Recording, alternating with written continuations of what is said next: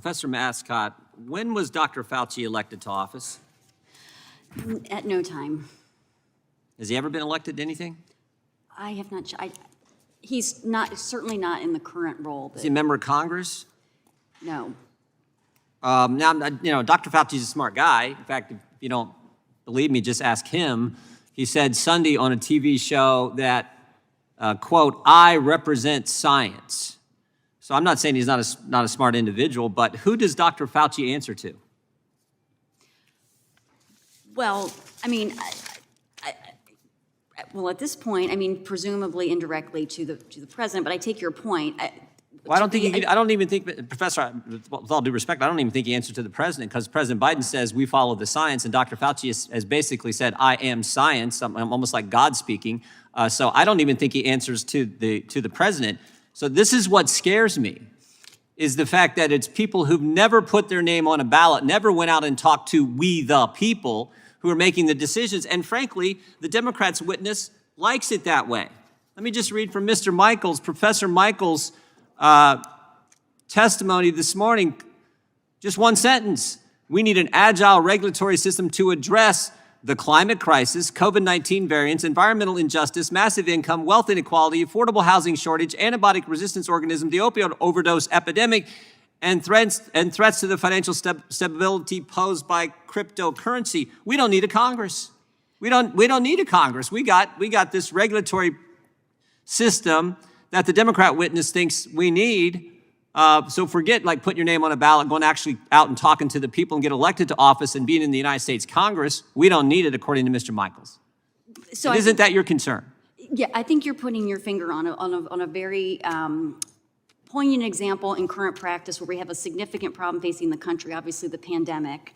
And there's a very broad statute, the quarantine statute from the 1940s, that had not been carried out anywhere close to the way it has been applied recently in the past. But Mr. Michaels doesn't want to limit it to that. Dr. Fauci may want to. Who knows what he wants to? He probably just wants to be dictator. But Mr. Michaels doesn't want to limit it to that. He talks about affordable housing. He's talking about cryptocurrency. He's talking about environmental injustice. I mean, he's talking about all kinds of things that he thinks the regulatory state needs to be able to agilely, or in some kind of fashion, be able to deal with. So yes. It's not just quarantine issues.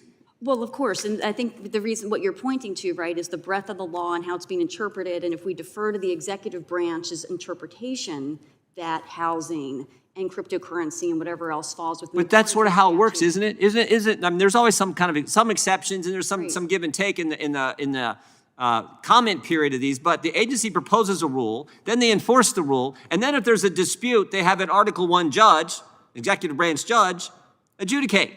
So again, and they want more of that. They want them to do that for everything. So why do we need a Congress?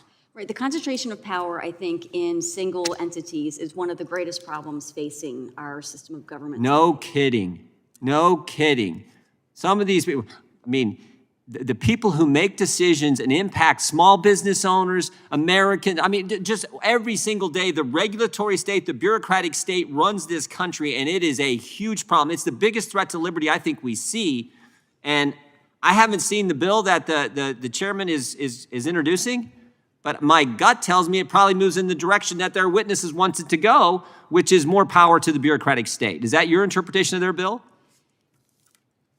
I don't know if you've seen it either, because I haven't. I have not seen the bill. I will say I think the most constitutional approach would be for power to be dispersed among different decision makers, state, local communities, families, then at the federal level, policymaking in Congress. And you all have a lot of power here to be able to put those systems in place and make policy We're supposed to have a lot of power, something we need to claim back or take back. This idea that bureaucrats are going to run the country is, as I said before, frightening. You said this earlier. I just want to read this. I think this is you put this well, and you just basically said the same thing. The distribution of power over separate branches of government helps to ensure that each branch can more effectively perform its function of serving as a check on the other branches in order to better secure, this is the important part, the private interest of every individual. The security for civil rights consists in the multiplicity of interest. That is the Constitution. That's what this committee is supposed to uphold. More than any other committee in the Congress, we're supposed to be focused on that. And yet we have witnesses come in here and basically say, do away with Congress, let the regulatory state run the country. That is frightening.